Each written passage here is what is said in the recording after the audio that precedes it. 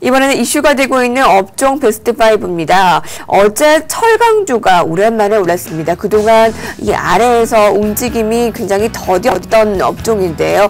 철강주가 의미 있는 반등으로 봐도 되는 것인지 알아보고요.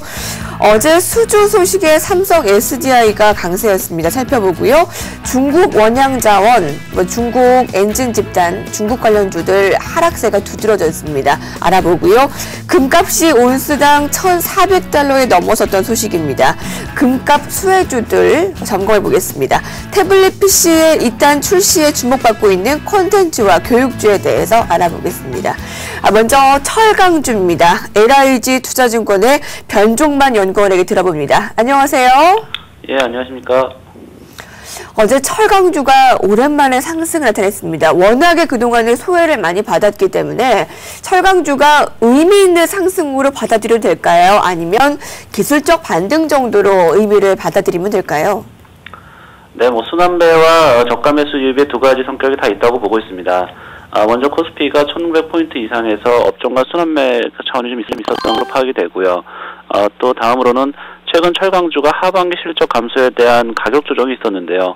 가격 조정 이후에 다시 가격 밸류에이션 매력에 따른 저가 매수 유입도 분명히 있었다고 보고 있습니다. 철강주 지금 담는다면 지금이라도 담을 만한 종목 어떤 게 있습니까? 네, 우선 내년 1분기 실적 개선이 기대되는 포스코 및 포스코 캡텍 같은 자회사들에 좀 관심을 가질 필요가 있고요. 두 번째로는 전방산업 호조에 따른 이익 확대가 예상되는 세아베스텔, 그리고 마지막으로는 현대차의 글로벌 성장의 수혜주인 현대 헬스코 정도에 관심을 가질 필요가 있어 보입니다. 네, 철강주에 대한 투자 의견 전반적으로 더 괜찮아지겠다, 바닥을 찍고 내년 상반기까지는 더 좋아질 것이다라고 의견을 주시는 거죠? 네, 일단은 그 실적 면에서는 바닥권을 좀 통과하고 있는 것 같고요.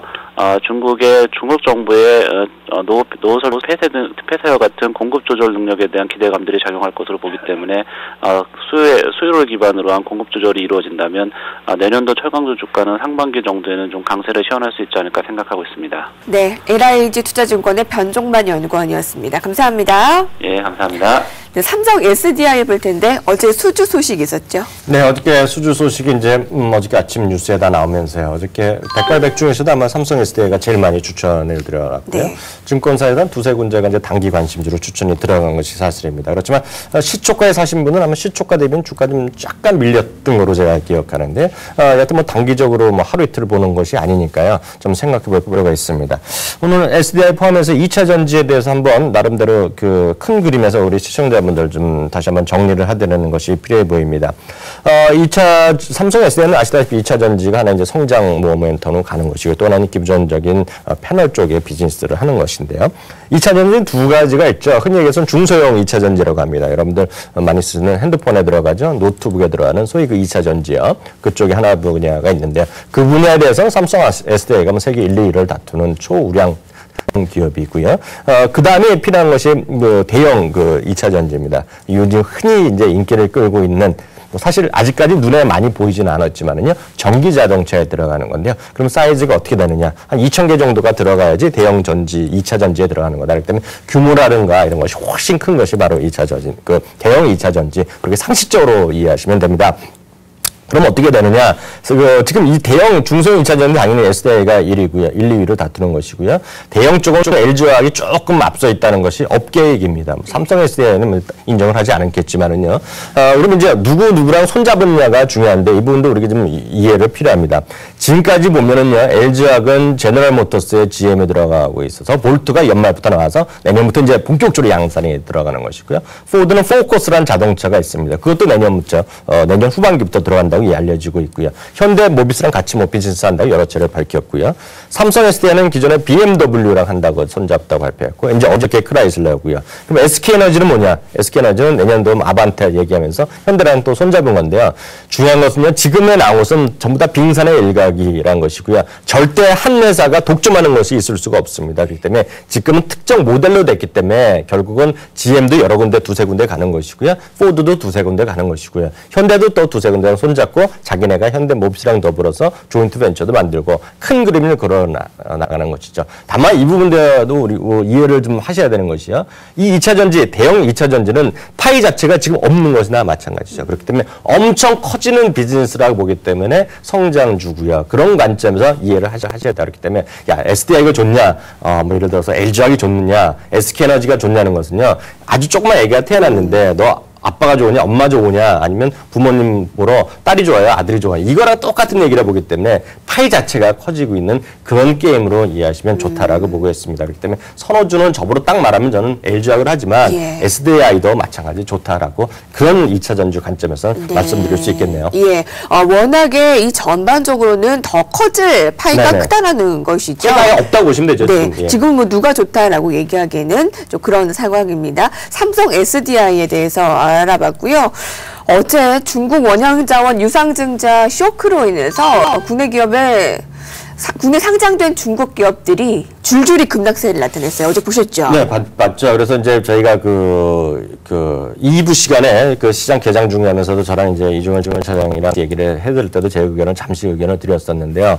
한 달 전에도 아마 이런 질문이 나와서 제가 그때도 의견 드린 것 같습니다. 근데 저 자신의 개인적인 얘기를 해드리면 좀 그렇지만 확실히 제가 아는 것만 시청자분들한테 전해드려야죠. 그 확실히 아는 것도 틀리는 경우가 많은데요. 저 자신 틀리게 말하는 경우가 있는데 지금 중국 기업 상장된 우리나라에 상장된 중국 기업에 대해서는 전부는 아니겠지만은요. 애널리스트와 기자분들 언론사가 아주 극명하게 의견이 많이 다릅니다. 똑같이 중국에 갔던 사람들도 다른 얘기입니다. 어떤 분들은 야 정말 좋다 그런 얘기하고 어떤 분은 야 믿을 수가 없다는 얘기하는 분이 있고요. 또 반대로 우리나라에 있는 애널리스트들도 마찬가지를 얘기를 하고 있습니다. 문제는 뭐냐면요. 정말 좋은 기업도 있겠지만은요. 기관이나 외국인 투자가든 어떤 주식을 한 주식을 사거나 팔 때 사전이건 사오건 결제를 받아야 되거든요. 근데 그 부분에서 약간 그 브레이크를 걸리는 부분이 분명히 있을 것이다 라는 얘기하고 있고요. 반대되는 논자 얘기는 항상 이거죠. 야 중국이라는 회사 나라가 PR의 값도 훨씬 크다는 얘기죠. 그런데도 불구하고 왜 굳이 한국의 상장 기업에 상장했겠냐에 대한 얘기가 있습니다. 그렇기 때문에 반대론자고요. 긍정적인 분들이 야 무슨 소리냐 대한민국 거래소에서 적극적으로 유치하는 결과다를 얘기하기 때문에 정말 그 갑론을박하는데요. 저 자신의 의견은 지난번 한 달 전에도 말씀드렸다시피 저는 알지 못하는 회사는 믿을 수 제가 100% 확신 없으면 추천을 안 하는 성격인데 저라면 중국이 좋으면 중국 직접 투자도 있고요. 코덱스에서 중국 주식을 하는 상품이 또 있습니다. 네. 그런 것들이 괜찮아 보이는데요. 혹시 확실히 아시는 분이 있다 그러면 그동안의 주가의 급락한 건 기회로 볼 수도 있겠죠. 네. 확실히 아시는 분의 입장에서 본다면요. 예. 어제 금값이 온스당 1,400달러를 넘어섰습니다. 사상 최고치 경신이 이어지고 있는데 고려아연은 철강주의 호재와 금값의 호재 아주 겹경사예요. 네, 고려는 이제 비금속 광물의 대표 주자는 거기서 재련 과정에서 금이 나온다는 그런 관점에서 사상 최고가 흐름 가고 있는데요. 뭐 괜찮고요. 다만 이제 금 가격에 대한 논쟁이 필요합니다. 제가 금 전문가도 아닌데요. 결국은 어저께는 아일랜드 얘기하면서 금 가격이 올랐는데요. 달러 강세랑 금 가격 강세는 같이 가는 법은 사실상 별로는 아닙니다. 그렇기 때문에 그 부분 유의하셔야 됩니다. 그렇기 때문에 금에 관련된 투자는요. 단기적으로 시세를 내겠다 보면 금 가격을 예측해야 되기 때문에 제 자신의 범주를 넘는 부분입니다. 다만 장기적으로 보면은요. 포트폴리오 차원에서 금이라든가 안전자산에 대한 투자는 분명히 있어야 된다는 걸 일정 부분 저 자신 확인드릴 수 있습니다.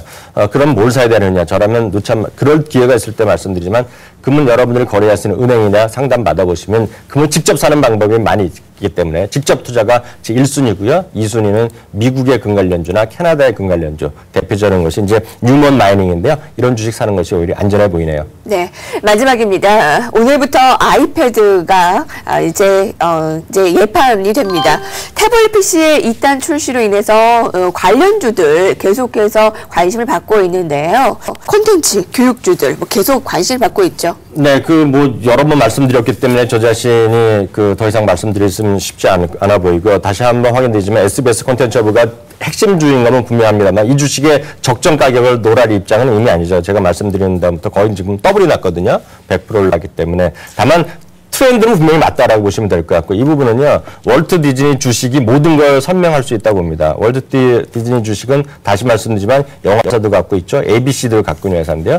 지금 연중 최고가 흐름에 임박했습니다. 연중 최고가는 아닌데요. 연중 최고가 수준에 다시 가고 있다는 점 본다 그러면 아이패드 그러니까 이제 막상 나오고 갤럭시 탭 이미 여러분들 주위에서 사시는 거 보시고 그분들이 뭘 활용하냐고 보냐면요. 제가 단언코 말씀드릴 수 있는 거는 그거의 1차적인 용도는 엔터테인먼트다. 영화, 드라마, 그리고 게임도 보통 게임이 아니라 좀 큰 게임들이겠죠. 그렇기 때문에 그런 관점에서 SBS 콘텐츠 업으로 말씀드리고 장기적인 관점에서는 많이 비싸고 PR도 높지만 저는 여전히 그런 관점에서는 NC소프트에 대한 선호도를 갖고 있다라는 점 다시 한번 확인드릴 수 있습니다. 네, 5가지 업종 개별 종목들 살펴봤습니다. MTL 이환경 전문위원이었습니다. 고맙습니다.